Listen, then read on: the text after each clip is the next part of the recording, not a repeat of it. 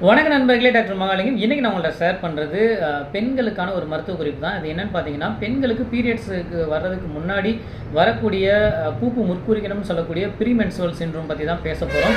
இந்த ப்ரீமென்ஸ்ட்ருவல் சிண்ட்ரோம் வந்து பார்த்தீங்கன்னா, அனுபவிக்காத பெண்களே இருக்க மாட்டாங்க. அந்தளவுக்கு கொஞ்சம் தொந்தரவு கொடுக்கக்கூடியதாக இருக்கும். 10 பெண்களில் கிட்டத்தட்ட ஒரு 4 பேருக்காவது இதோட தொந்தரவோட தாக்கம் ரொம்ப அதிகமாக இருக்கும். முக்கியமாக அந்த பூப்பு முற்குறிகுணங்களான வயிறு வலியிலேருந்து ஆரம்பித்து பாடி பெயின் வந்து ரொம்ப சிவியராக இருக்குன்னு சொல்லுவாங்க. ஒரு மாதிரியாக இரிட்டேட் ஆகிற மாதிரி வலி இருக்குன்னு சொல்லுவாங்க. ஒரு சிலருக்கு வந்து ரொம்ப ஹெட்டேக் அதிகமாக இருக்குன்னு சொல்லுவாங்க. தென் வந்து வாந்தி வர மாதிரி நாசியா வாமிட்டிங் சென்ஸ் ரொம்ப அதிகமாக இருக்க மாதிரி சொல்லுவாங்க. வாந்தி வரும், ஒரு மாதிரி தலை சுற்றுற மாதிரி இருக்கும், ரொம்ப டயர்டாக இருக்குது. ஒரு சிலருக்கு மார்பக வலி ரொம்ப அதிகமாக இருக்கும். பிரிக்கிங் பெயின் டு த பிரஸ்ட் வந்து ரொம்ப அதிகமாக இருக்கும். ஒரு சிலருக்கு அந்த கிராம்ப் பெயின் வந்து அப்படியே மைல்டாக ஸ்டார்ட் ஆக ஆரம்பிக்கும். இது எல்லாமே வந்து ரொம்ப தொந்தரவு கொடுத்துட்டு அவங்கள வந்து மனதளவுலையும் உடலளவுலையும் பாதிப்பு உண்டாக்குற மாதிரியான ஒரு எரிச்சலான மனநிலை, ஒரு மூட் ஸ்விங்கை நிறைய உண்டாக்கும். ரொம்ப கோவப்படுவாங்க, ரொம்ப ஒரு சிலர் கத்தி அழுகிற மாதிரியான குறிகுணங்களாக இருக்கிறதா நம்மகிட்ட வந்து சொல்லுவாங்க. ஸோ இந்த மாதிரியான நிலைகளுக்கு என்ன காரணம் அப்படின்னு பார்த்தீங்கன்னா, சித்த மருத்துவத்தின் அடிப்படையில் உடலில் உண்டாகக்கூடிய பித்தமும் வாதமும் சமநிலையை ஏற்படுத்தாமல் உடலில் வந்து அதிகமாகும் போது தான் இந்த மாதிரியான நிலை ஏற்படுது. பித்தவாத குறிகுணங்கள்லாம் வந்து இதை நம்ம எடுத்துக்கலாம். ஸோ பித்த வாதத்தை குறைக்கிற மாதிரியான வாழ்வியல் முறைகளை நீங்கள் ஃபாலோ பண்ணும்போது இதை சரி பண்ண முடியும். சயின்டிஃபிக்காக வந்து பார்த்தீங்கன்னா இது ஏன் ஏற்படுதுன்னு பார்த்தீங்கன்னா இன்னும் முழுமையான காரணம் தெரியல. பட் இருந்தாலும் ஒரு சில ஹைப்போதீசிஸ் இருக்குது. இதில் என்னென்னு பார்த்தீங்கன்னா, ப்ரொஜெஸ்ட்ரான் அண்ட் ஈஸ்ட்ரோஜன், பெண்களுக்கு நன்மை தரக்கூடிய அந்த ஈஸ்ட்ரோஜன் இதோட இம்பேலன்ஸ்டாக இதோட ரேஷியோவில் மாற்றங்கள் ஏற்படும் போது முக்கியமாக ஈஸ்ட்ரோஜனோட தாக்கம் வந்து இதில் நிறைய ப்ளே பண்ணுது இந்த ப்ரீமென்ஸ்ட்ருவல் சிண்ட்ரோமில்.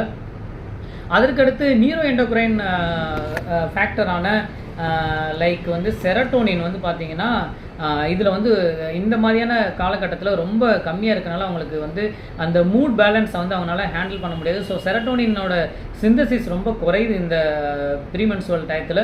ஸோ இதெல்லாம் நம்ம பேலன்ஸ் பண்ணுற மாதிரியான வாழ்வியல் முறைகளை நம்ம மாற்றணும். வாழ்வியல் முறை லைஃப் ஸ்டைல் சேஞ்சஸ் பண்ணாலே ஆட்டோமேட்டிக்காக இதோட தாக்கத்துலேருந்து குறைய முடியும். முக்கியமாக நம்ம என்ன சொல்கிறோம் அப்படின்னா, முதல்ல வந்து நம்மளை ஃபிட்டாக வச்சுக்கிறதுல முதல்ல மூச்சு பயிற்சி நம்ம பண்ண சொல்கிறோம். மூச்சு பயிற்சி மினிமம் வந்து ஒரு 5 to 10 நிமிடம் பண்ணலாம். காலை இரவு 2 வேளை தாராளமாக நீங்கள் பண்ணுங்கள். ரொம்ப எக்ஸலண்ட்டாக இருக்கும். ஏன்னா நிலைகளை நம்ம உடலில் உள்ள அந்த வாத பித்த கபத்தை சமநிலைப்படுத்துறதுல, உடலில் உள்ள அந்த தச வாயுக்களையும் சமநிலைப்படுத்துறதுல மூச்சு பயிற்சி, இந்த பிராண பயிற்சி வந்து ரொம்ப உதவியாக இருக்கும். அதை எப்படி பண்ணணுங்கிறத நம்ம ஆல்ரெடி வீடியோவே போஸ்ட் பண்ணியிருக்கோம். அதை பார்த்து பயன்பெறுங்க. அதற்கடுத்து பெண்களோட அந்த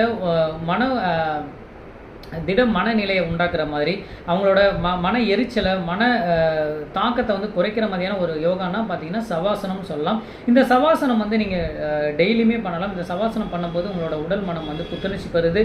அந்த மூட் ஸ்விங் நிறைய ஆகிறது வந்து தடுக்கப்படுது. தென் மன சோர்வு, அந்த உற்சாகம் குறையிறது எல்லாமே வந்து படிப்படியாக குறைய ஆரம்பிக்கும். ஸோ இந்த 2 வகையான பயிற்சிகளை நீங்கள் ஃபாலோ பண்ணுங்கள். அதற்கடுத்து பார்த்தீங்கன்னா டயட் ரெஜிமெண்ட்டாக நல்லா உங்களை வந்து ஹைட்ரேட் பண்ணணும். நிறைய தண்ணி நிறைய குடிக்கணும். அதற்கடுத்து உடலில் வந்து சோடியம் பொட்டாசியம் இதோட லெவல்லாம் வந்து கொஞ்சம் பேலன்ஸ் பண்ணுற மாதிரியான இளநீர் இந்த மாதிரி கொஞ்சம் எடுத்துக்கலாம். தென் மாதுளம்பழம் வந்து நிறைய எடுத்துக்கோங்க. கொஞ்சம் பித்தத்தை நல்லா குறைச்சி உடலை வந்து கொஞ்சம் குளிர்ச்சி தன்மை கொண்டு வரும். மாதுளம்பழம் நிறைய எடுத்துக்கிறது ரொம்ப நல்லது. அதற்கடுத்து வந்து பார்த்தீங்கன்னா வெஜிடபிள் சூப்பு கொஞ்சம் நீங்கள் தாராளமாக எடுத்துக்கலாம். ரொம்ப ஸ்பைசி இல்லாமல் எடுத்துக்கிறது ரொம்ப நல்லது. முக்கியமாக ரொம்ப எக்ஸசிவ் ஹீட்டை உண்டாக்குற மாதிரி ரொம்ப காரமான உணவுகளை வந்து தவிர்த்துருங்க. ரொம்ப சால்ட், ரொம்ப ஆயிலான ஃபுட்டை வந்து குறைச்சிக்கோங்க.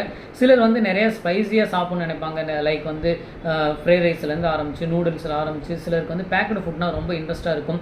சில ஸ்வீட்டான விஷயங்கள்லாம் ரொம்ப லைக் பண்ணி சாப்பிடுவாங்க. ஸோ இந்த மாதிரியான செயற்கை உணவு வகைகளை வந்து கண்டிப்பாக குறைச்சிக்கிறது நல்லது.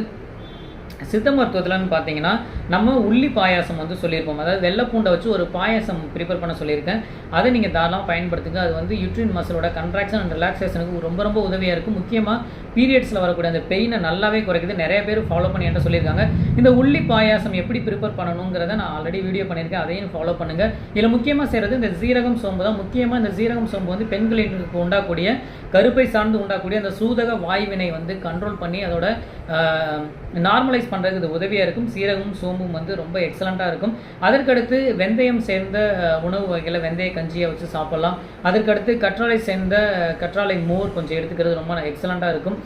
அதற்கடுத்து நம்ம வந்து சில உணவு முறைகளை சொல்லியிருக்கோம்.